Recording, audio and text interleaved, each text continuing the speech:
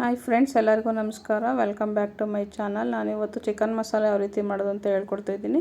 Chicken masala ಮಾಡೋಕ್ಕೆ 2 kg ಧನಿಯಾ ತಗೊಂಡಿದ್ದೀನಿ. ಆಮೇಲೆ ಏಲಕ್ಕಿ, ಗಸಗಸೆ, ಆಮೇಲೆ ಲವಂಗ, ಚಕ್ಕೆ, ಅರಿಶಿನ ಕೊಂಬು, ಮೆಣಸು, ಇಷ್ಟು ಐಟಮ್ ಬೇಕಾಗುತ್ತೆ. ನಾವು ಎಷ್ಟು ಮಾಡ್ತಾಯಿದ್ದೀವಿ ಅನ್ನೋದ್ರ ಮೇಲೆ ನಾವು ಆ ಮಸಾಲೆ ಐಟಮ್ಸ್ ತೊಗೋಬೇಕಾಗುತ್ತೆ. ಅಷ್ಟೇ ನಾವು ಹಾಕೋದು. ಇನ್ನು ಜಾಸ್ತಿ ಯಾವುದೇ ರೀತಿ ಮಸಾಲೆ ಹಾಕಲ್ಲ. ತುಂಬ ಚೆನ್ನಾಗಿರುತ್ತೆ.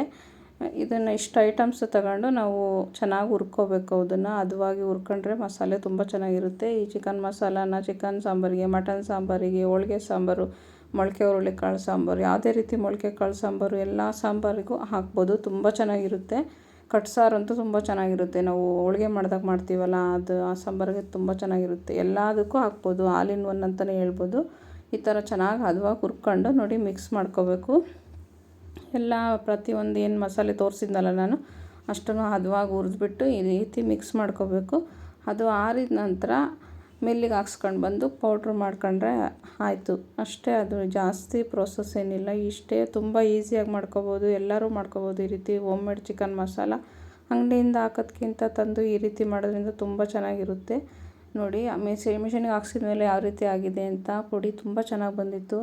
ತುಂಬ ಟೇಸ್ಟ್ ಇರುತ್ತೆ ಸಾಂಬಾರು. ಈ ರೀತಿ ಒಂದ್ಸಲ ಮಾಡಿ ನೋಡಿ. ವಿಡಿಯೋ ಇಷ್ಟ ಆದರೆ ಲೈಕ್ ಮಾಡಿ ಫ್ರೆಂಡ್ಸ್. ನನ್ನ ವಿಡಿಯೋ ಫಸ್ಟ್ ನೋಡ್ತಾಯಿದ್ರೆ ಸಬ್ಸ್ಕ್ರೈಬ್ ಮಾಡ್ಕೊಳ್ಳಿ. ಓಕೆ, ಇನ್ನೊಂದು ವಿಡಿಯೋದಲ್ಲಿ ಮತ್ತೆ ಸಿಗ್ತೀನಿ. Thank you.